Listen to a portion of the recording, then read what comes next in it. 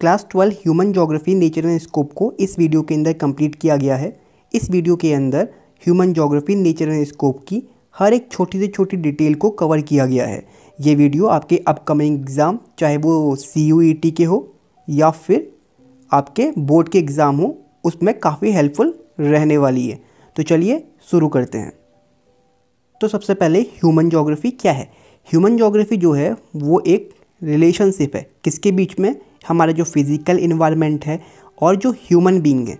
Human being और physical environment के बीच का जो रिलेशनशिप है, उसके साथ जो हमारा स्पेशल डिस्ट्रीब्यूशन है कि जो ह्यूमन बीइंग्स हैं वो किसी पर्टिकुलर प्लेसेस में जो उनकी इकोनॉमिक और जो सोशल कंडीशंस हैं वो डिफरेंस क्यों होती है, इनका एक मिला जुला जो एक अनुभव है उसी को हम ह्यूमन ज्योग्राफी के अंदर पढ़ते हैं। और यही इस डेफिनेशन के अंदर कहा गया है, the relationship between the physical या natural and the human world इस what is a human geography. और इसके साथ एक और चीज़ ऐड करी गई है कि the special distribution, special means की तो स्पेस रिलेटेड, किसी स्थान से रिलेटेड, किसी जगह से। ये स्पेशल डिस्ट्रीब्यूशन का मतलब ये होता है स्थान।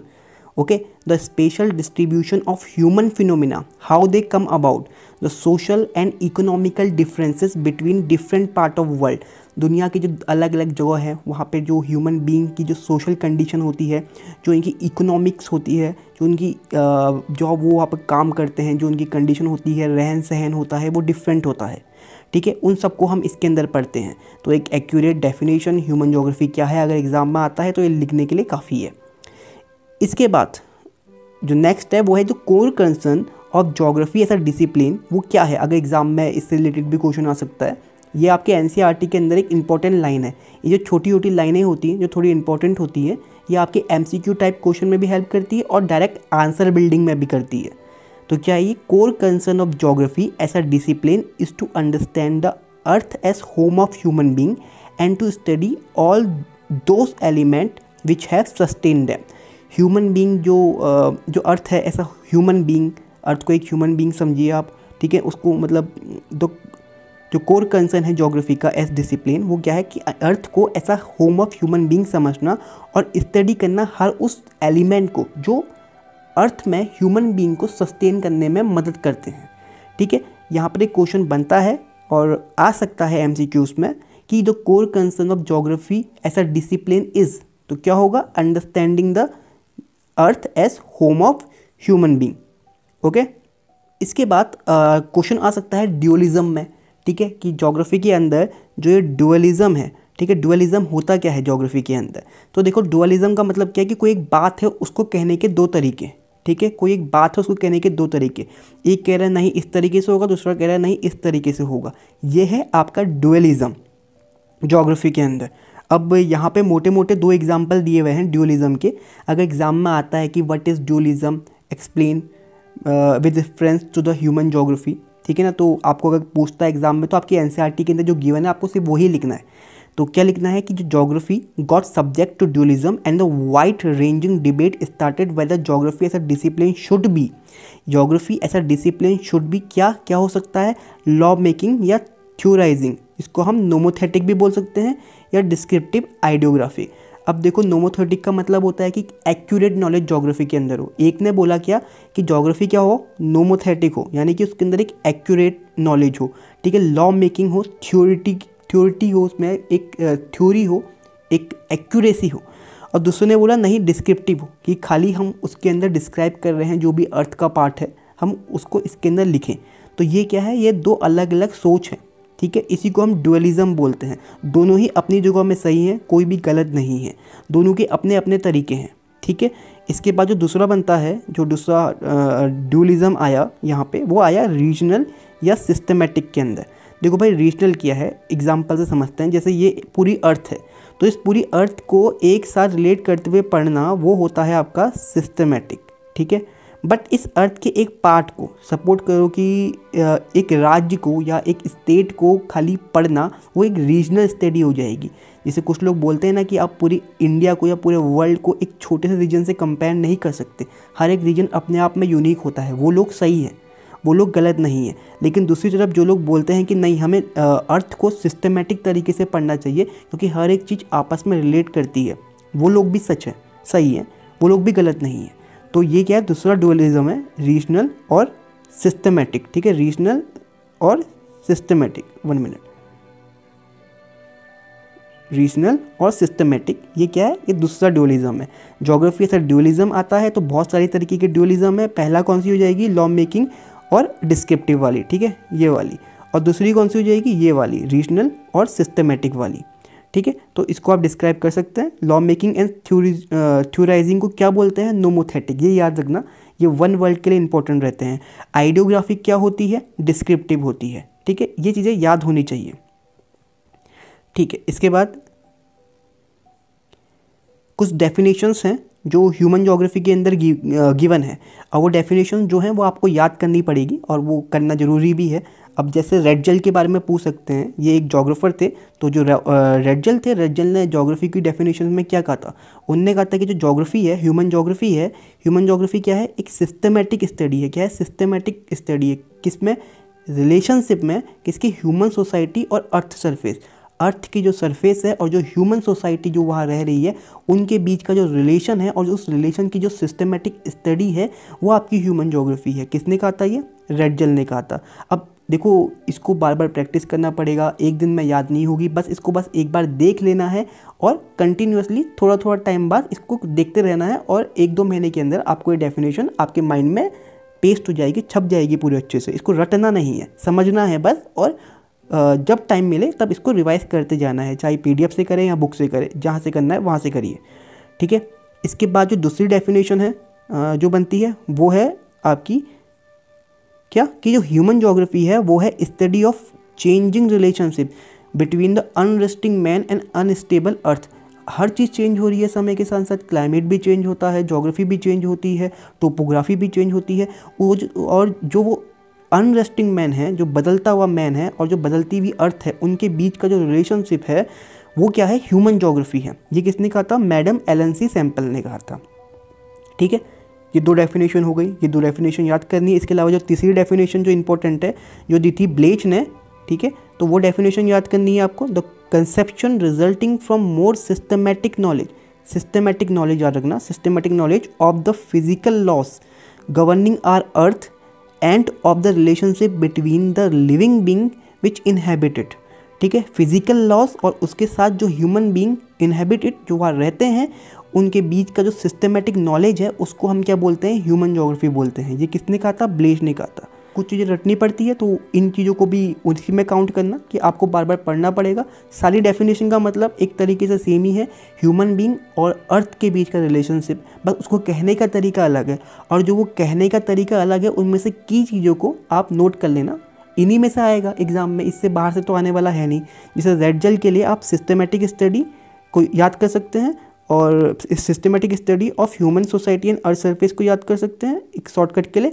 एलएनसी सैंपल के लिए चेंजिंग रिलेशनशिप, जो बदलती रिलेशनशिप है, किसके बीच में, बदलते मैन और बदलती अर्थ के बीच में, unresting man and unstable earth, unstable earth है। ठीक है, और इसके बाद विदाल दी लाब्ला सबसे अलग है, physical laws governing our earth and the relationship between the living being which inhabit it. इसकी जो सिस्टमेटिक नॉलेज है उसी को हम क्या बोलते हैं, ह्यूमन ज्योग्राफी बोलते हैं। ये इन तीनों की डेफिनेशन है जो इनने ह्यूमन ज्योग्राफी के लिए दी हुई थी। आगे बढ़ते हैं। इसके बाद जो अगला टॉपिक है वो है नेचर ऑफ ह्यूमन ज्योग्राफी। अब अगर एग्जाम में क्वेश्चन आ जाए कि define the nature of human geography, तो घबराना नहीं है। ह्यूमन ज्योग्राफी का जो नेचर है उसमें आप क्या लिखने वाले हो, सिंपल सी बात है, जो अभी तक पढ़ा है वही लिखना है। उसके अलावा एनसीईआरटी से कुछ ऐड करना है, तो वो ये करना है कि जो ह्यूमन ज्योग्राफी होती है वो होती है स्टडी। किसकी स्टडी है, जो इंटर रिलेशंस है, क्या है, इंटर रिलेशनशिप है, किसके बीच में, physical environment and social cultural environment created by human being. याद रखना कि जो इंटर रिलेशन है किसके बीच में, फिजिकल इन्वायरमेंट के बीच में, और जो सोशल कल्चर, जो सोसाइटी का कल्चर है, सोशो कल्चर है, सोशल कल्चर इन्वायरमेंट है, जो किसने बनाया है, ह्यूमन बीइंग ने बनाया है, उनके बीच का एक रिलेशनशिप है, इंटर रिलेशनशिप है। तो उसको हम इसके अंदर पढ़ते हैं, उनके रिलेशनशिप को, इंटरेक्शन को हम इसके अंदर पढ़ते हैं, किसके अंदर, ह्यूमन ज्योग्राफी के अंदर। और यही क्या है, नेचर है ह्यूमन ज्योग्राफी का। ठीक है, ज़रा टफ नहीं है, आराम से याद हो जाएगा। क्या है, inter relationship between physical environment और सोशल कल्चरल इन्वायरमेंट, जो किसने क्रिएट किया है, ह्यूमन बीइंग ने, through the mutual interaction with each other. ठीक है, एक दूसरे के इंटरेक्शन के साथ, नेचर और ह्यूमन बीइंग के इंटरेक्शन के साथ, वही क्या है आपका नेचर ऑफ ह्यूमन ज्योग्राफी है। ठीक है, तो ज़्यादा टफ नहीं है, आराम से हो जाएगा याद, और कुछ चीज़ें अपने मन से भी आप ऐड कर सकते हैं, जस्ट समझने वाली बातें हैं वो, इतना कोई डिटेल में कोई टफ चीज़ नहीं आने वाली है। ठीक है, बस आपकी अंडरस्टैंडिंग पे डिपेंड करता है कि आप कैसे लिखेंगे उसको। इसके बाद नेक्स्ट है naturalisation of human and humanisation of nature. किस तरीके से जो नेचर है वो अफेक्ट करता है किस पे, ह्यूमन पे, और किस तरीके से ह्यूमन जो है वो अफेक्ट करता है नेचर में। अगर इसके बारे में क्वेश्चन आता है एग्ज़ाम में तो आप क्या लिखेंगे, ठीक है ना, क्या होगा उसके अंदर डेटा जानते हैं एनसीईआरटी के व्यू पॉइंट से। तो एनसीईआरटी कहती है कि जो नेचुरलाइजेशन ऑफ ह्यूमन है और जो ह्यूमनाइजेशन ऑफ नेचर है, इसके अंदर कि जो ह्यूमन बीइंग है, ह्यूमन बीइंग क्या करते हैं, इंटरेक्ट करते हैं। ह्यूमन बीइंग क्या करते हैं, इंटरेक्ट करते हैं किसके साथ, फिजिकल इन्वायरमेंट के साथ। किसके साथ, फिजिकल इन्वायरमेंट। फिजिकल इन्वायरमेंट में जो भी चीज़ें आती हैं उनके साथ इंटरेक्ट करते हैं, किससे, टेक्नोलॉजी की हेल्प से। ठीक है, humanisation of nature, human being interact with their physical environment with the help of technology. ये क्या है, ये आपका आंसर शुरू करने का तरीका है। आगे, it is not important what human being produce, human being क्या प्रोड्यूस करते हैं या क्या क्रिएट करते हैं, ठीक है, but it is extremely important with the help of what tool and techniques do they produce and create. कौन से टूल के थ्रू, कौन सी टेक्निक के थ्रू वो कोई चीज़ को प्रोड्यूस या क्रिएट कर पाते हैं, ये ज़्यादा इंपॉर्टेंट है। It is not important what human being produce and create, but it is extremely important with the help of what tools and technology do they produce and create। ठीक है, कुछ पर्टिकुलर चीज़ें होती हैं जो आपको एनसीईआरटी से उठा के लिख लेनी होती है। मे बी आप अपने मन से लिखना चाहें तो लिख सकते हैं, बट आप एनसीईआरटी से कुछ डेटा को अपने माइंड में स्टोर कर लेंगे या एनसीईआरटी में टिक कर लेंगे या आप इसी को नोट कर लेंगे तो आप आंसर राइटिंग में काफ़ी हेल्प करेगी। ठीक है, इसके बाद है टेक्नोलॉजी इंडिकेट्स। क्या इंडिकेट करती है, तो जो टेक्नोलॉजी है वो इंडिकेट करती है level of cultural development of society. ठीक है, किस तरीके से सोसाइटी जो है वो डेवलप कर रही है, किस तरीके से सोसाइटी डेवलप करेगी और किस तरीके से सोसाइटी का डेवलपमेंट जो नेचर है ना, नेचर को प्रभाव करेगा। Human being were able to develop technology after they develop better understanding of natural laws. ये भी काफ़ी अच्छा पॉइंट है। ह्यूमन बीइंग जो होता है वो टेक्नोलॉजी को कैसे डेवलप कर पाता है, जब वो नेचुरल लॉस को समझता है। आंसर लिखने के लिए बहुत बढ़िया है हाँ ये, और इसमें आप एग्जांपल दे सकते हैं, जैसे द अंडरस्टैंडिंग है आपकी, जो आपकी फ्रिक्शन के बारे में, या आपने फ्रिक्शन के बारे में पढ़ा तो आपने फ्रिक्शन की वजह से क्या डिस्कवर कर दिया, फायर, कि दो पत्थरों के बीच में जो घर्षण होता है उससे क्या निकलती है, चिंगारियाँ निकलती है, फायर निकलती है। फ्रिक्शन से आपने क्या सीखा, फायर को बनाना। ठीक है, सिमिलरली जो आपका डीएनए था, जो आपने डीएनए के बारे में पढ़ने लगे तो आपने डीएनए के बारे में जब पढ़े, आपको इन्फॉर्मेशन मिली तो उसकी मदद से आपने बहुत सारी डिजीज़ को कंकर करने के नए नए तरीके को ढूंढ लिया। ठीक है, तो ये क्या है कि ह्यूमन बीइंग क्या है कि ह्यूमन बीइंग किस तरीके से अफेक्ट करता है नेचर को, तो हम यहाँ से आंसर को लिख सकते हैं। ठीक है ना, बहुत अच्छे से, कि क्या है, develop better understanding of natural loss. जब ह्यूमन बीइंग ने नेचुरल लॉस को समझा तो उसके बाद क्या हुआ कि वो उसने बेटर तरीके से नेचर के साथ इंटरेक्ट करने लगा और उसने क्या क्या चीज़ें डेवलप करी। क्या किया उसने, डीएनए को पढ़ के उसने डिजीज़ को कंकर करना सीखा, फ्रिक्शन को पढ़ के हीट बनाना सीखा। अच्छा एग्जाम्पल है। इसके अलावा जो पहला पॉइंट था, ह्यूमन बीइंग जो इंटरेक्ट करते हैं इन्वायरमेंट के साथ with the help of technology, ये भी इंपॉर्टेंट है। ठीक है ना, ये कुछ पर्टिकुलर वर्ड्स हैं उनको आपस में इकट्ठा करके अपनी एक कहानी जैसी बना लेनी है पॉइंट वाइज, तो एग्ज़ाम में काफ़ी अच्छा रहेगा। ठीक है ना, जो ह्यूमनाइजेशन है नेचर का, या जो नेचुरलाइजेशन है ह्यूमंस का, वो सब क्या आपस में इंटरेक्ट करते हैं। ह्यूमन बीइंग जब नेचर को पढ़ता है तब जाके कुछ नई टेक्नोलॉजी को लेके आता है। ठीक है, तो ये जो पॉइंट वगैरह हैं यहाँ से देख लीजिएगा और एग्ज़ाम में लिखने के लिए तैयार रहिएगा। काफ़ी अच्छे पॉइंट हैं, आसान है, बार बार पढ़ने की ज़रूरत नहीं है, एक बार पढ़ लेना हो जाता है। इसके बाद नेक्स्ट कॉन्सेप्ट है जो इसी के अंदर है, वो आपको दिया हुआ है। ये भी एक तरीके की ड्यूअलिज्म है। एक है इन्वायरमेंटल डिटर्मिनिज्म, एक है पॉसिबिलिज्म। ठीक है, अभी डिटर्मिनिज्म और पॉसिबिलिज्म क्या होता है, देखो सिंपल लैंग्वेज में समझते हैं, फिर एनसीईआरटी में जाएंगे। इन्वायरमेंटल डिटर्मिनिज्म बोलता है कि जो नेचर है ना वो हमें बताता है कि हमें कैसे रहना है, और हम डिपेंड है नेचर के ऊपर, हम नेचर को कंट्रोल नहीं कर सकते। ठीक है, we are directly depend on the nature. ठीक है, ये कौन बोलता है, इन्वायरमेंटल डिटर्मिनिज्म, कट्टर तरीके से। ठीक है ना, कि नहीं भाई हम नेचर को चेंज नहीं कर सकते, नेचर बताता है कि हमें कैसे रहना है और हमें वैसे ही रहना चाहिए और हमें नेचर को अपने अकॉर्डिंग चेंज नहीं करना चाहिए। फिर इसके बाद दूसरा आता है पॉसिबिलिज्म वाला। पॉसिबिलिज्म में बोलते हैं नहीं, अगर ह्यूमन बीइंग चाहे तो कुछ भी हो सकता है, ह्यूमन बीइंग चाहे तो हर चीज़ पॉसिबल है और ह्यूमन अपने अकॉर्डिंग नेचर को चेंज कर सकता है, ठीक है ना। ये क्या आ गया, पॉसिबिलिज्म, ठीक है ना। ये दो चीज़ें हैं, याद रखना, एग्जाम में आएगा इन्वायरमेंटल डिटर्मिनिज्म या डिटर्मिनिज्म, दोनों में से कुछ भी आ सकता है या दोनों भी लिखे हो सकते हैं। तो इसका मतलब सिंपल है कि ह्यूमन बीइंग क्या है, डिपेंड करता है किसमें, इन्वायरमेंट पे, और इन्वायरमेंट डायरेक्टली डिफाइन करता है कि ह्यूमन बीइंग कैसे रहेगा। और पॉसिबिलिज्म क्या है कि पॉसिबल है चेंज, हम जो नॉलेज को गेन करके नेचर को चेंज कर सकते हैं अपने अकॉर्डिंग, ह्यूमन बीइंग के लिए हर चीज़ पॉसिबल है, दैट इज़ पॉसिबिलिज्म। ओके, अब डेफिनेशन देख लेते हैं इन्वायरमेंटल डिटर्मिनिज्म की, कि जो पुराना समय था, इन ध early stage of the interaction with the nature environment human were greatly influenced by it.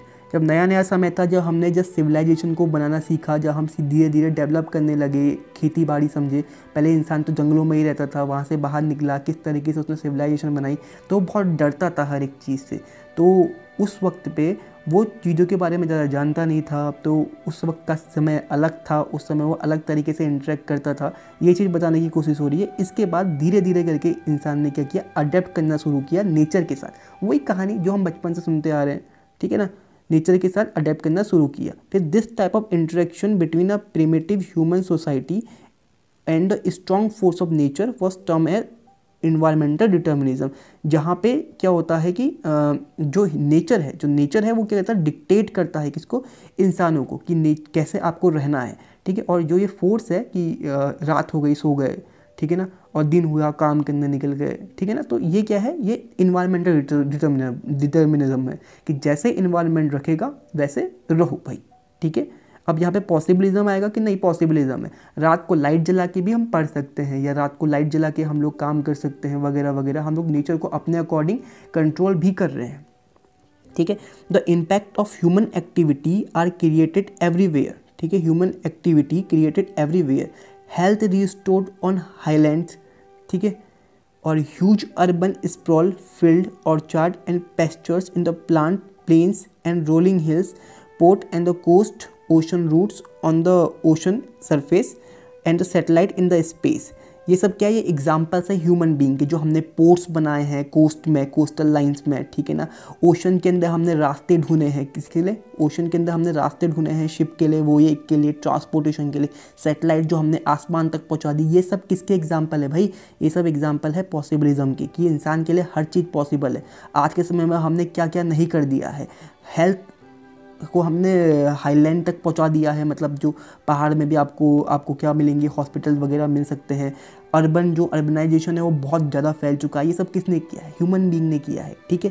But इसके बाद एक और लाइन है, नेचर प्रोवाइड अपॉर्चुनिटी, नेचर हमें रोकता नहीं है, ये पॉसिबिलिज्म कहता है, क्या कहता है, नेचर हमें रोकता नहीं है, नेचर हमें अपॉर्चुनिटी देता है बहुत सारी, and the human being make use of these and slowly nature get humanised, ठीक है। ह्यूमन बीइंग इससे सीखता है और धीरे धीरे जो नेचर है वो इंसान के तरह बन जाता है या ह्यूमनाइज्ड हो जाता है, and start bearing the imprint of human Endeavour, ठीक है। और इंसान धीरे धीरे नेचर पे विजय प्राप्त करने लगता है। ये किसका कहना था, पॉसिबिलिज्म की थ्योरी का कहना था। आई होप कि इन्वायरमेंटल डिटर्मिनिज्म और पॉसिबिलिज्म को आप समझ गए होंगे। इसके बाद आता है इन दोनों का बीच का रास्ता, वो देखते हैं आगे। इन दोनों के बीच के रास्ते को हम लोग बोलते हैं न्यू डिटर्मिनिज्म। ये बोलता है कि ना भाई, ना ज़्यादा डिटर्मिनिज्म हो जाओ, ना ज़्यादा पॉसिबिलिज्म हो जाओ, ठीक है। नेचर के आगे ज़्यादा झुको भी मत और नेचर से ज़्यादा डरो भी मत, ठीक है। नेचर को ज़्यादा डिस्ट्रॉय भी मत करो, इनके बीच में रहो, न्यू डिटर्मिनिज्म। न्यू डिटर्मिनिज्म क्या होता है वो देखते हैं। देखिए, एक जोग्राफर थे, ग्रिफिथ टेलर नाम था उनका, और इनने मध्य मार्ग दिया था। मध्य मार्ग मतलब बीच का रास्ता दिया था कि दो आइडिया के बीच में, इन्वायरमेंटल डिटर्मिनिज्म, कट्टरता कि इन्वायरमेंट डिक्टेट करेगा हमको, इन्वायरमेंटल डिटर्मिनिज्म के बीच में, और पॉसिबिलिज्म जो पॉसिबल है के बीच में। इसको इन्होंने कहा था नियो डिटर्मिनिज्म या फिर स्टॉप एंड गो डिटर्मिनिज्म, दोनों एक है, new determinism and stop and go determinism.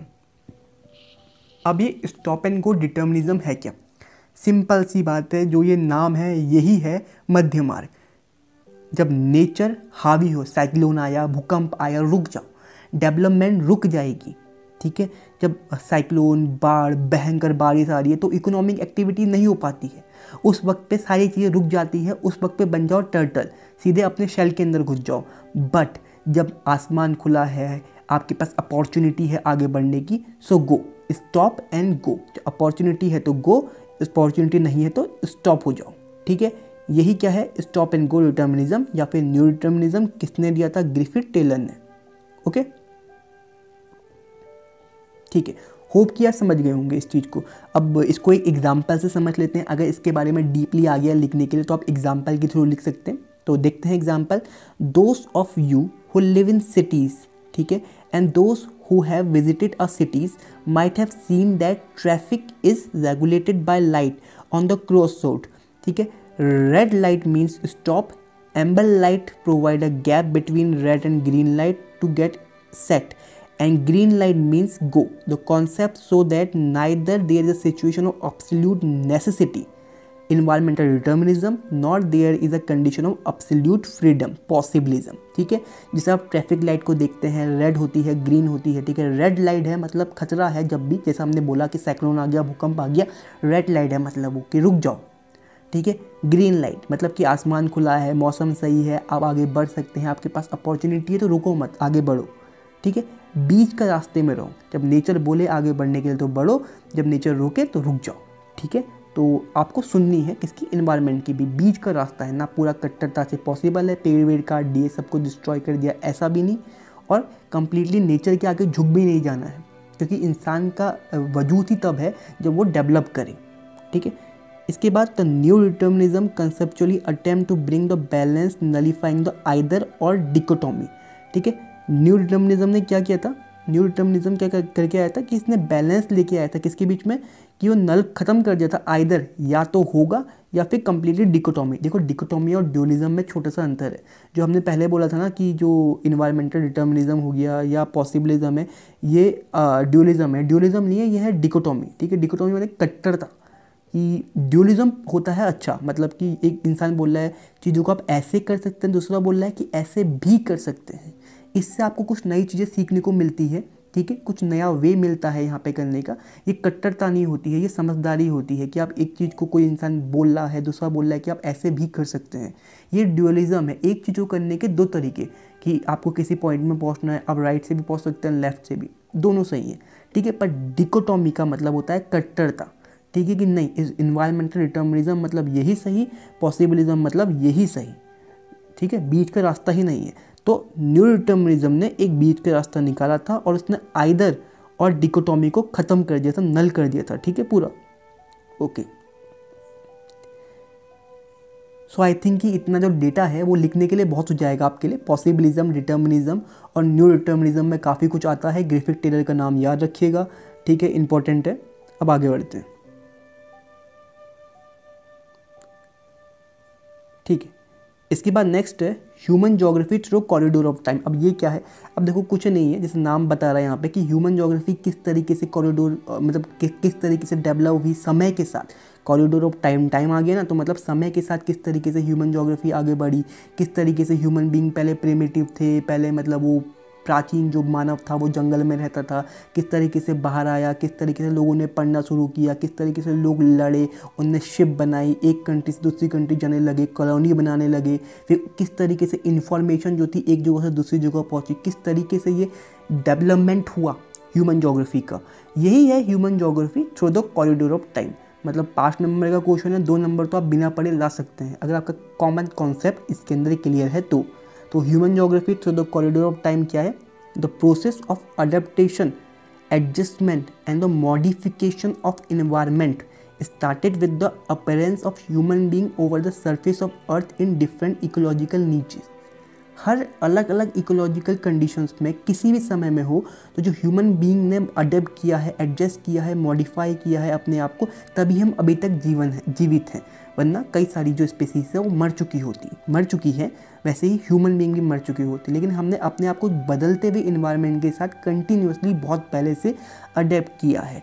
ठीक है। इसके बाद the concern of human geography have long temporal continuum through the approach of articulate then have change over time.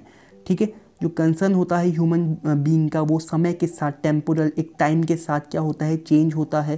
जो अप्रोचेस है वो क्या होती है समय के साथ चेंज होती रहती है। कि ह्यूमन बीइंग का जो अप्रोच है ह्यूमन ज्योग्राफी का वो कभी भी एक जैसा नहीं रहेगा, वो चेंज होता रहता है। ठीक है, चेंज होता रहेगा कॉरिडोर ऑफ टाइम के साथ।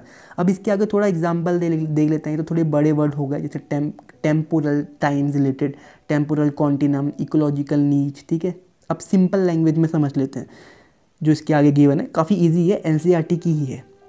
Earlier there was little interaction between the different society and the knowledge about each other was limited.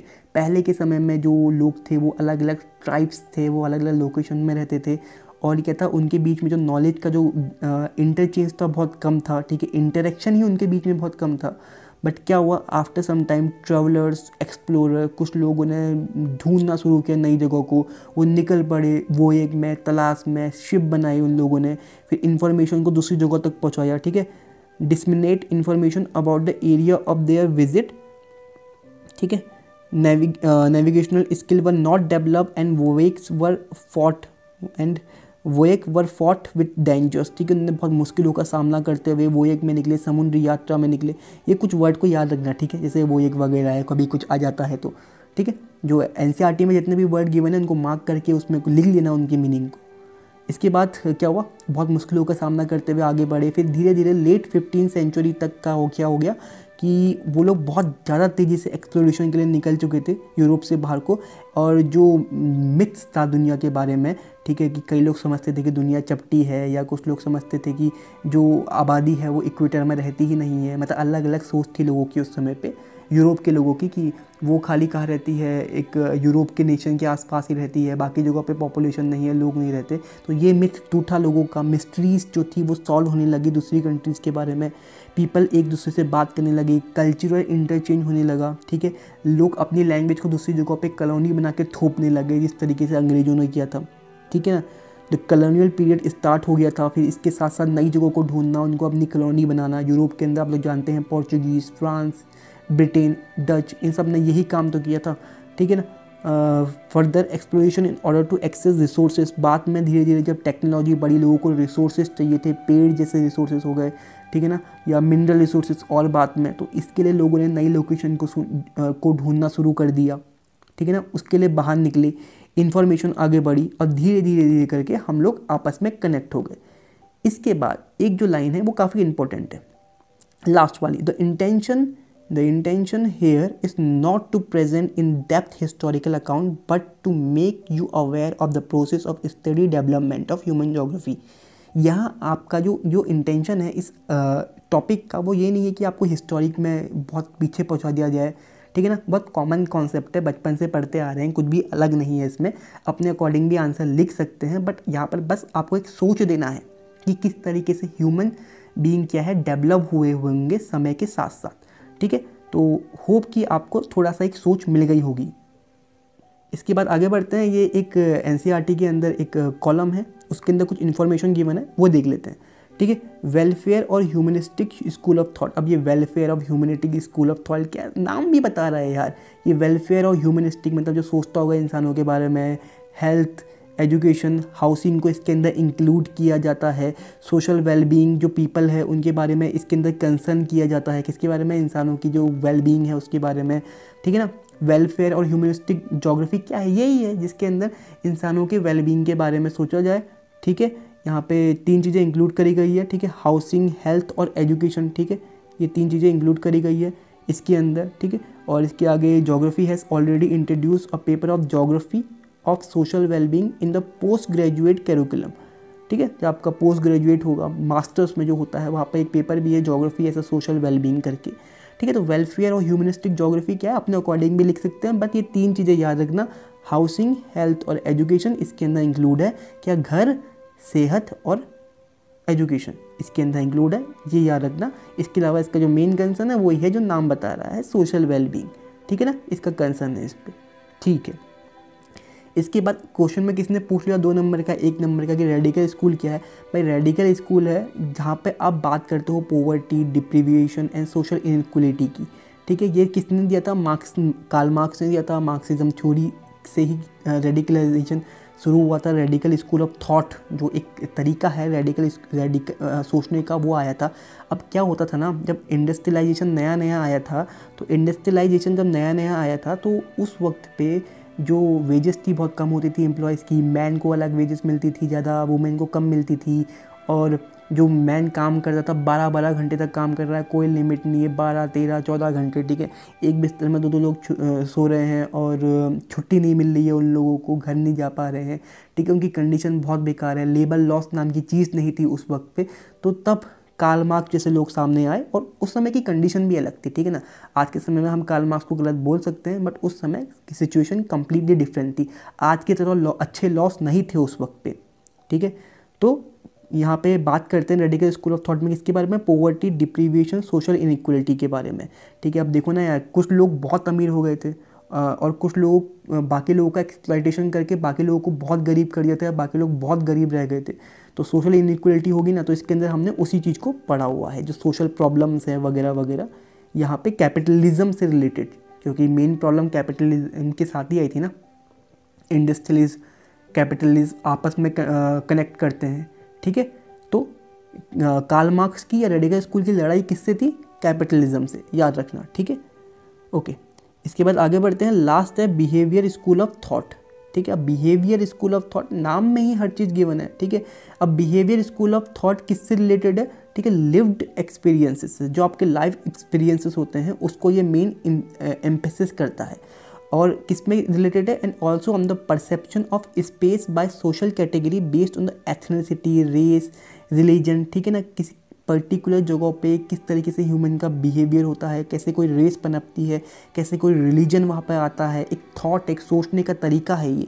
एक बिहेवियर स्कूल ऑफ जो थॉट है आपके पास, यहाँ पर आप किस में जोड़ देते हो, लिव्ड एक्सपीरियंसेस में। एक्सपीरियंसेस, ये वर्ड याद रखना, ठीक है ना।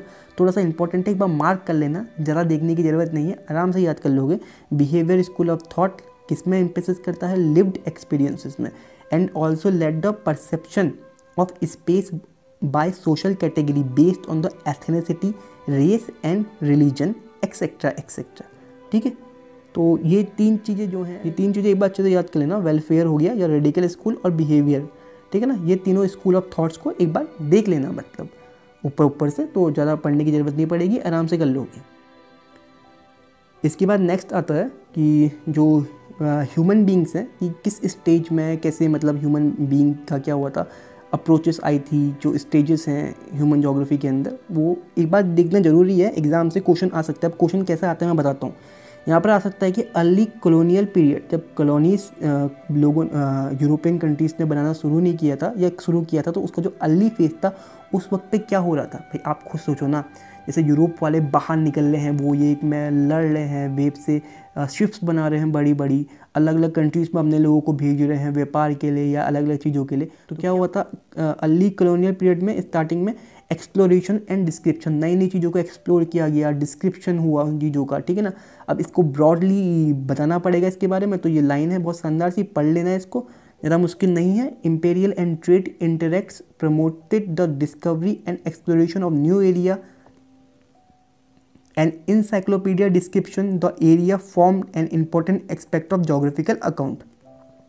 वही है, एक्सप्लोरेशन आगे बढ़ा, डिस्क्रिप्शन हुआ नई नई चीज़ों का, नए नए एरिया खोजे गए, एक्सेट्रा एक्सेट्रा, अपनी लैंग्वेज में लिख सकते हो। और वैसे खाली यही पूछता है एग्जाम में कि अर्ली कॉलोनियल पीरियड में कौन सी अप्रोचेस थी, या एक्सप्लोरेशन एंड डिस्क्रिप्शन कब आया था, अर्ली कॉलोनियल में, लेटर कॉलोनियल में, या 1930s में। ऑप्शन दिए होंगे, सही बताना होगा आपको, ओके। बट एक बार पढ़ जरूर लेना है, ज़्यादा टफ नहीं है, ईजी है, एक बार देखोगे आ जाएगा। इसके बाद अर्ली के बाद जो लेट, बाद में जो कॉलोनियल पीरियड का जो लास्ट वाला टाइम था, उस वक्त पे क्या हुआ, उस वक्त पे जो मेन फोकस हुआ था वो हुआ था रीजनल एनालिसिस में। किसी पर्टिकुलर स्थान पे क्या स्पेशल है, वहाँ से क्या लिया जा सकता है। मतलब सपोज करो कि पहाड़ में एक पेड़ है जो काफ़ी मजबूत है, वहाँ से पेड़ लिया जा सकता है। ये क्या हो गया, एक एग्जाम्पल हो गया रीजनल एनालिसिस में। जो लेट कॉलोनियल पीरियड था उस वक्त पे मेन इम्फेसिस किस पे दिया गया, एक पर्टिकुलर पार्ट पे, रीजनल एनालिसिस में, रीजनल जगहों की स्टडी पे। वही इसका ब्रॉड फीचर भी है। elaborate description of the all aspect of region where regions were undertaken. ठीक है, तो idea was all the region were a part of whole that is the earth, so understanding the part in totality which led to the understanding of whole. हर एक छोटे छोटे expect को पढ़ोगे तो आप पूरी अर्थ को समझ जाओगे। ये क्या था, रीजनल एनालिसिस उस वक्त पे था काफ़ी ज़्यादा। कब, लेटर कॉलोनियल पीरियड में अलग अलग जगहों पर जाना, एक्सप्लोर करना, छोटी छोटी चीज़ों को ढूंढना, रिसोर्सेज ढूंढना वहाँ के, ठीक है ना। अब रिसोर्सेज ढूंढोगे तभी तो उनको एक्सट्रैक्ट कर पाओगे, तभी तो उन रिसोर्सेज को चूज़ के अपनी कंट्री में लेके आ पाओगे। यही तो किया था ब्रिटिश ने इंडिया के साथ भी। मतलब जैसे उन यहाँ पे ज्ञान के तौर पे कॉन्सेप्ट दिया गया है, बट इसको उससे भी रिलेट कर सकते हैं, ठीक है। अर्ली कॉलोनियल हो गया, लेट हो गया। इसके बाद 1930 through the inter war period, जो 1930 में क्या हुआ था, एरियल डिफ्रेंशिएशन आया था। क्या आया था, एरियल डिफ्रेंशिएशन। एरियल डिफ्रेंशिएशन को सिंपल लैंग्वेज में समझाता हूँ। एरियल डिफ्रेंशिएशन का मतलब है कि एक स्थान अपने आप में क्या यूनिकता रखता है कि वो दूसरे पूरी अर्थ में बाकी जगहों से अलग है। देखो हम लोग जानते हैं कि लैटिट्यूड होते हैं, लॉन्गिट्यूड होते हैं, और हर लैटिट्यूड और चेंजिंग लॉन्गिट्यूड के साथ हर जगह अलग होती है। वहाँ का फिजिकल कैरेक्टरिस्टिक हर एक चीज़ अलग होती है, तो हर एक जगह की अलग खासियतें होती हैं। तो 1930 through the inter war period के साथ एक अप्रोच आई थी, कौन सी, एरियल डिफ्रेंशिएशन, कि एक जगह दूसरी जगह से कैसे भिन्न है, कैसे अलग है, कैसे आप उसको डिफ्रेंशिएट कर सकते हैं, ठीक है। यहाँ पर लिखा भी है, focus for identification the uniqueness, एक जगह की यूनिकनेस, ठीक है, uniqueness of any region and understanding how and why it was different from the other, कैसे वो बाकियों से अलग है। समझ गए, कोई मुश्किल नहीं है, एक बार देखना है बस, आराम से हो जाएगा। 1930 के बाद 1950 टू 60 के बीच में क्या आया, स्पेशल ऑर्गेनाइजेशन। देखो ये अप्रोचेस एक बार देखनी जरूरी है। हाँ, एग्जाम में इससे रिलेटेड क्वेश्चन डायरेक्टली या इनडायरेक्टली आ सकता है। अगर CUET की प्रिपरेशन कर रहे हो तब तो जरूर देखना, बोर्ड की कर रहे हो तब भी जरूर देखना। 1950 से 60 के बीच में क्या आया, स्पेशल ऑर्गेनाइजेशन, ठीक है। स्पेशल ऑर्गेनाइजेशन नाम की स्पेशल ऑर्गेनाइजेशन अप्रोचेस आई। अब ये स्पेशल ऑर्गेनाइजेशन क्या थी देखते हैं, ठीक है। जो स्पेशल ऑर्गेनाइजेशन जो थी वो थी यूज़ ऑफ कंप्यूटर, ठीक है ना, एक पर्टिकुलर GIS सिस्टम जैसे कि कंप्यूटर का। स्पेशल का मतलब होता है स्पेस रिलेटेड, स्पेस मतलब स्थान, किसी पर्टिकुलर स्थान रिलेटेड जो अप्रोच थी। तो कैसे पढ़ने लगे, यूज़ ऑफ कंप्यूटर से, सोफिस्टिकेटेड स्टैटिकल टूल्स, ठीक है। Law of physics were often applied to the map में लॉ, जो फिजिक्स के लॉ थे उनको अप्लाई करने लगे, नई नई नॉलेज आने लगी, उनको ज्योग्राफी के अंदर लाने लगे, ठीक है ना। तो हमने नई नई नॉलेज को जो ज्योग्राफी के अंदर लाए, तो उससे हमने जो ह्यूमन फिनोमेना है उनको पढ़ा। और जो फेज़ था वो, इस फेज़ को हम लोग बोलते हैं क्वांटिटेटिव रिवोल्यूशन, ठीक है। क्वांटिटेटिव का मतलब होता है मात्रात्मक, ठीक है ना, संख्यावादक, मतलब यहाँ पे मात्रा की बात कर रहे हैं, क्वांटिटी की बात कर रहे हैं, ठीक है। अब एग्जाम में आ जाएगा कि किस अप्रोच को हम लोग बोलते हैं क्वांटिटेटिव रिवोल्यूशन, किसको बोलते हैं बताओ, स्पेशल ऑर्गेनाइजेशन को बोलते हैं। और स्पेशल ऑर्गेनाइजेशन कब आई थी, 1950 से 60 के बीच में। क्वेश्चन इनडायरेक्टली आएगा, आ सकता है, एक बार में पढ़ लो, बार बार पढ़ने की जरूरत नहीं पड़नी चाहिए। स्पेशल ऑर्गेनाइजेशन क्या है, क्वांटिटेटिव रिवोल्यूशन से रिलेटेड है, ठीक है, इसको भूलना मत। इसके बाद the main objective was to identify mappable pattern and different human activities, ठीक है ना। कंप्यूटर की मदद से, सिस्टम की मदद से, फिजिकल लॉस की मदद से हर एक स्थान में जो यूनिकनेस है, जो मतलब वहाँ पे जो आप उसको अलग कर सकते हैं, बाकी जगहों से डिफ्रेंशिएट कर सकते हैं, वहाँ पे होने वाली एक्टिविटीज़ को, तो उसको हम किसके अंदर पढ़ते हैं, स्पेशल ऑर्गेनाइजेशन के अंदर, ठीक है। एक बार इसको भी रीडिंग कर लेना, ठीक है ना, एक बार ही करनी है, बाकी आप लिख लोगे उसको अपने अकॉर्डिंग। हर चीज़ बुक किस लैंग्वेज में कंप्लीटली नहीं लिखनी है, खाली कीवर्ड को मार्क कर लेना एग्ज़ाम के टाइम से। एग्ज़ाम के टाइम पे कीवर्ड को खाली देख के जाना, आराम से लिख लोगे। बाकी चीज़ें जो होती है थ्योरेटिकल है, उनको बार बार पढ़ने की ज़रूरत नहीं पड़ती है। इसके बाद है 1970s में क्या आया, जो आपका इमरजेंस है ह्यूमनिस्टिक का, रेडिकल का या बिहेवियर स्कूल का, तो उनके बारे में 1970s में बताने लगे थे कि जो कैसे जो ह्यूमनिस्टिक है, जो रेडिकल सोसाइटी है, ठीक है ना, जो बिहेवियर स्कूल ऑफ थॉट है, वो किस तरीके से मतलब आए, जो हम पीछे भी पढ़ लेते हैं, ह्यूमनिस्टिक रेडिकल और बिहेवियर स्कूल ऑफ थॉट, वो किस तरीके से यहाँ पर उन स्कूल ऑफ थॉट को सेपरेटली पढ़ा गया, ताकि हम पीछे की चीज़ें, यहाँ आने वाली चीज़ों को समझ सकें, ठीक है। तो ये कब हुआ, 1970 में हुआ, ठीक है, याद रखना 1970 में। इसका ब्रॉड फीचर देखेंगे तो discontentment and with the quantitative revolution, मतलब जो मात्रात्मक था उसके साथ इन लोगों का मतलब जो वो था क्या बोलते हैं discontentment with the quantitative revolution and its dehumanized manner of doing geographical led to the emergence of 3 new school of thought. किस तरीके से जो बाकी चीज़ें हैं वहाँ पर आप इंसान की बात नहीं करते हो, रिसोर्स की करते हो, फिजिकल लॉस की करते हो, मतलब इंसानियत को भूल जाते हो, क्वांटिटी मात्रा की बात करने लग गए थे। ठीक है, स्पेशल ऑर्गेनाइजेशन के साथ जो इन लोगों का डिस्ट्रस्ट था, मतलब एक तरीके से मतलब बोला जाए तो विश्वास नहीं करते थे उस पर, या उससे एक तरीके की लड़ाई या मतलब उससे एक तरीके का ड्यूअलिज्म जो था वो यहाँ पे इमर्जन करता है किस पे, ह्यूमनिस्टिक सोसाइटी पे, रेडिकल सोसाइटी पे, बिहेवियर स्कूल पे, जहाँ पे हम बात करते हैं किसकी, ह्यूमन बीइंग को सेंटर पे लेके आके, ह्यूमन डेवलपमेंट को, ठीक है ना, कि कैसे पॉवर्टी को इम्प्रूव हटा सकते हैं, कैसे ह्यूमन डेवलपमेंट कर सकते हैं, ठीक है ना। तो डूइंग द हाँ ठीक है, 3 न्यू स्कूल ऑफ थॉट आए थे 1970 में, आपको पता है कौन कौन से, ह्यूमनिस्टिक, रेडिकल, बिहेवियर, ठीक है। Human geography was made more relevant to the social political reality by the emergence of these school of thought. जब ये स्कूल ऑफ थॉट आए तो सोशल पॉलिटिकल जो सोशल पॉलिटिकली इंसानियत जो वैल्यूज़ है वो ज़्यादा बढ़ने लगी ह्यूमन जोग्राफी की, ठीक है। Consult the box below and know a little bit more about this school of thought, ठीक है, कोई बात नहीं। पीछे जो आपने बॉक्स देखा था जहाँ पर हमने ह्यूमनिस्टिक, रेडिकल और बिहेवियर के बारे में पढ़ा था, उसी की बात कर रहे हैं, ठीक है। इसके बाद 1990s का समय है, इसको हम बोलते हैं पोस्ट मॉडर्निज्म इन जोग्राफी। अब इस पोस्ट मॉडर्निज्म इन जोग्राफी में क्या हुआ था, the grand generalisation and the applicability of universal theory, नई नई थ्योरी आने लगी, कैसे यूनिवर्स बना, मतलब कैसे अर्थ फॉर्म हुई और कैसे कॉन्टिनेंट आगे, मतलब कैसे कॉन्टिनेंट फॉर्म हुए वगैरह वगैरह, जो नई मॉडर्न थ्योरी आने लगी ज्योग्राफी के अंदर, जहाँ पर हमने मेन फोकस हमारा जो था थ्योरी में भी हुआ था, ठीक है। तो universal theory to explain the human condition were questioned, ठीक है। The importance of understanding each local concept in its own right was emphasise, ठीक है। समझ गए हो गए आप कि 1990s में क्या हुआ, मॉडर्न हो गए हम लोग, एक पोस्ट मॉडर्निज्म जो अप्रोच थी वो ज्योग्राफी के अंदर आने लगी, नई नई थ्योरीज आने लगी अर्थ के बारे में, अर्थ की फॉर्मेशन के बारे में, ठीक है, यूनिवर्स की फॉर्मेशन के बारे में। उन थ्योरीज को हमने पढ़ा, उनको ज्योग्राफी के साथ रिलेट किया, फिर हम धीरे धीरे समझने लगे लोकल कॉन्सेप्ट को, धीरे धीरे जो कहानियाँ उलझी हुई थी, जिनको जानने की ज़रूरत थी, उनको हम जानने लगे, ठीक है। यही है पोस्ट मॉडर्निज्म, इसको आप अपने वर्ल्ड में भी डिस्क्राइब कर सकते हैं। बस एक कोर कॉन्सेप्ट को एक बार पढ़ लेना, एक बार समझ लेना, फिर ज़्यादा दिक्कत नहीं आएगी। पहली बार में बस पढ़ना होता है, बाकी सब सिंपल हो जाता है अगली बार के लिए, बट पहली बार तो आपको पढ़ना ही पड़ेगा। इसके बाद नेक्स्ट ऑलमोस्ट ख़त्म ही हो गया चैप्टर ये, फिर ऐसा कुछ टफ नहीं है। Field of human geography given है। अब फील्ड ऑफ ह्यूमन ज्योग्राफी में पहला है सोशल ज्योग्राफी, ठीक है। अब यहाँ पर आ सकता है कि बिहेवियर ज्योग्राफी किसका पार्ट है, ठीक है। ये जो बिहेवियर ज्योग्राफी है ये किसका पार्ट है, ऑप्शन में हो जाएगा सोशल ज्योग्राफी का, अर्बन ज्योग्राफी का, पॉलिटिकल का, पॉपुलेशन का। किसका पार्ट है, बिहेवियर ज्योग्राफी सोशल ज्योग्राफी का पार्ट है, जैसे नाम ही बता देता है, ऐसा कुछ ज़्यादा टफ नहीं है, ठीक है। बस एक बात देख लेना, सोशल ज्योग्राफी के अंदर क्या क्या आते हैं, बिहेवियर आता है, ज्योग्राफी ऑफ सोशल वेलबींग आएगा, ठीक है, geography of leisure, cultural geography, gender geography, historical geography, medical geography, ठीक है, ये सब आएंगे। कॉमन चीज़ें हैं, ऐसा कुछ बहुत ज़्यादा नहीं पढ़ना है।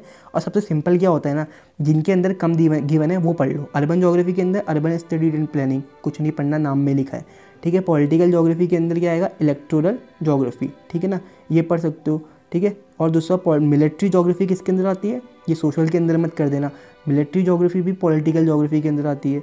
पॉपुलेशन का डेमोग्राफी नाम में ही लिखा है, ठीक है, कोई दिक्कत नहीं है। सेटलमेंट, अर्बन रूरल प्लानिंग, ठीक है, इतना आप कर लोगे ना तो उसके बाद बचते हैं सिर्फ दो, इकोनॉमिक और सोशल, ठीक है। इनमें थोड़ा बहुत देखना है।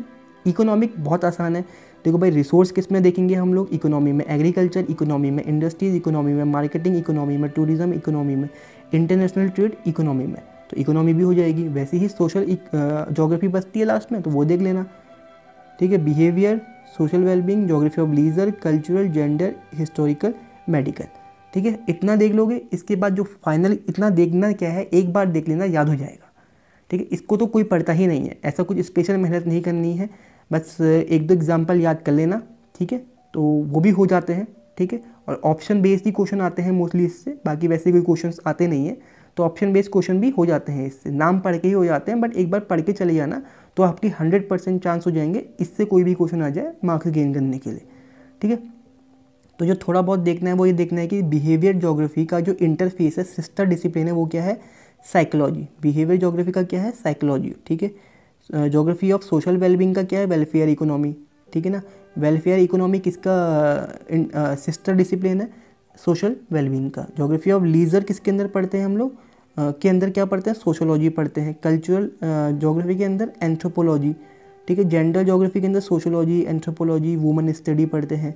हिस्टोरिकल हिस्ट्री नाम में ही है। मेडिकल के अंदर एपिडेमोलॉजी।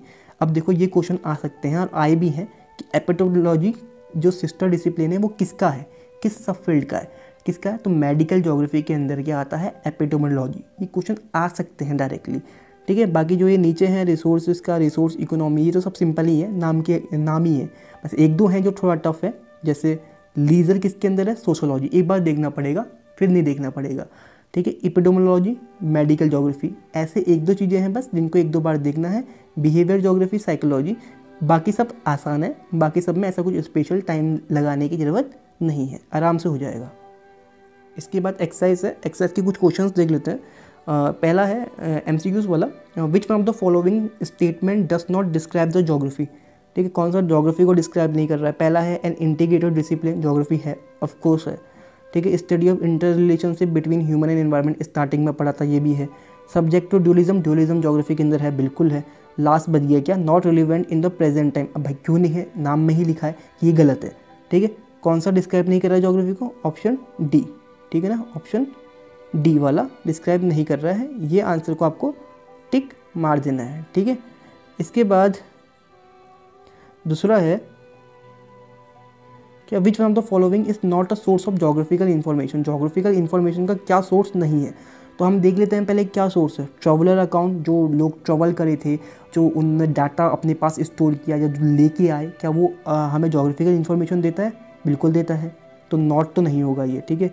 दूसरा है ओल्ड मैप्स, जो मैप्स वगैरह पहले बने हुए थे उनके आधार पे हम नई डिस्कवरीज के लिए गए, तो ये भी ज्योग्राफिकल इन्फॉर्मेशन है। एंशिएंट इपिक्स, महाभारत, ठीक है, रामायण फॉर एग्जांपल, उनके अंदर जो लोकेशंस गिवन है वो एग्जिस्ट करती है, बिल्कुल करती है। राम सेतु, चाहे वो नॉर्थ से लेकर साउथ तक का, हर जगह एग्जिस्ट करती है, ठीक है। जो प्राचीन मैप है उसके अंदर एशिया का अच्छा डिस्क्रिप्शन है, तो वो चीज़ें जो हैं वो एग्जिस्ट करती है, तो वो भी एक ज्योग्राफिकल इन्फॉर्मेशन है। बट इसके बाद थर्ड है जो samples of rock material from the moon. Moon से जो हम सैंपल लेके आते हैं, क्या वो ज्योग्राफिकल इन्फॉर्मेशन देता है, बिल्कुल देता है, लेकिन वो मून की देता है। और मेनली जो मिनरल्स है जिससे बना हुआ है उसके बारे में इन्फॉर्मेशन देता है, बट वो एक यहाँ पे एक्यूरेट आंसर नहीं होगा देने के लिए, क्योंकि वो एक अर्थ के बारे में इन्फॉर्मेशन नहीं दे रहा है। तो बाकी के तीन ज़्यादा एक्यूरेट है, तो हम नॉट में किसको टिक करेंगे, ये थर्ड वाले को। देखो हमें आंसर वो चूज़ नहीं करना है जो सही है, हमें वो यूज़ करना है जो ज़्यादा सही है या ज़्यादा गलत है, ठीक है ना। ये MCQs को सॉल्व करने का तरीका होता है, ठीक है। ओके, आगे बढ़ते हैं। Which one of the following is most important factor in the interaction between the people and environment। ठीक है यार, पीपल और इन्वायरमेंट के बीच में सबसे ज़्यादा जो इंटरेक्शन किस चीज़ के वजह से होता है, देखो भाई लोग हो गए और इन्वायरमेंट जिससे वो जो उससे वो सराउंडेड है, उनके बीच में जो इंटरेक्शन करने का सबसे आसान तरीका है, बुक में हमने पीछे पढ़ा हुआ था, वो है टेक्नोलॉजी। क्या था, टेक्नोलॉजी, ठीक है। देखो भाई मैं वही कह रहा हूँ, मैंने जितनी भी टॉपिक्स उठाए हैं NCERT से सब इंपॉर्टेंट है और मोस्ट इंपॉर्टेंट है, मतलब इतने इंपॉर्टेंट है कि उसके अलावा आप बुक ना भी देखो तब भी काम चल जाएगा, बट बुक की रीडिंग एक बार कर लेना, वो भी ज़रूरी होती है, ठीक है ना। तो डायरेक्टली भी करोगे कोई दिक्कत नहीं आएगी, यहाँ से भी देखोगे तब भी कोई दिक्कत नहीं आएगी, NCERT पढ़ने की ज़रूरत नहीं पड़ेगी, टेक्नोलॉजी, ठीक है। इसके बाद लास्ट है which one of the following is not an approach in human geography. Areal differentiation है भाई, अप्रोच है, पीछे देखा हमने अप्रोच थी। स्पेशल ऑर्गेनाइजेशन, ये भी अप्रोच थी, ठीक है ना। एक्सप्लोरेशन एंड डिस्क्रिप्शन, ये तो पहली अप्रोच थी हमारी, ठीक है ना, जो हमने पीछे देखा था। क्वांटिटेटिव रिवोल्यूशन, ये हमारी अप्रोच नहीं है, ठीक है ना, क्वांटिटेटिव रिवोल्यूशन अप्रोच नहीं है, इसको पीछे देखते हैं। तो एक्सप्लोरेशन एंड डिस्क्रिप्शन था, रीजनल भी था, एरियल भी था, स्पेशल भी था, बट क्वांटिटेटिव नहीं था ना। क्वांटिटेटिव यहाँ पर है ब्रॉड फीचर्स में, बट वैसे डायरेक्टली कोई अप्रोच के तौर पे नहीं दिया गया है, तो हम क्वांटिटेटिव में ही टिक करेंगे। तो इसी के साथ हमारे MCQs वगैरह हो गए हैं, इसके बाद सिंपली क्या है कि जो क्वेश्चन आंसर है जो हम ऑलरेडी देख चुके हैं, डिफाइन ह्यूमन ज्योग्राफी। अब अब देखो यार, ह्यूमन ज्योग्राफी को हम लोग ऑलरेडी डिफाइन कर चुके हैं। हमने रेडजल के बारे में, विदाल दिला ब्लाच के बारे में, सैंपल के बारे में, उनकी जो डेफिनेशन थी पीछे पढ़ ली है, उसी को डायरेक्टली लिखना है। उसके अलावा कुछ एक्स्ट्रा लिखने का मन है तो वही लिखना कि inter relation between the human beings and the physical environment is known as human geography. ठीक है, 30 वर्ड के अंदर डिस्क्राइब करना तो अपनी डेफिनेशन दे देना, ठीक है, ब्रॉड करके, या फिर अपनी डेफिनेशन के साथ साथ जो रेडजल ने, विदाल दिला ब्लाच ने दी है डेफिनेशन, उनको लिख देना। 30 वर्ड में काफ़ी है। नेम सम सब फील्ड ऑफ ह्यूमन ज्योग्राफी, ये तो पीछे ही देखा था हमने। 1 minute.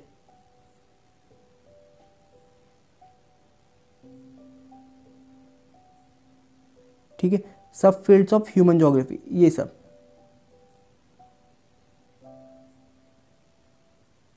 Fields of human geography में ये सब है।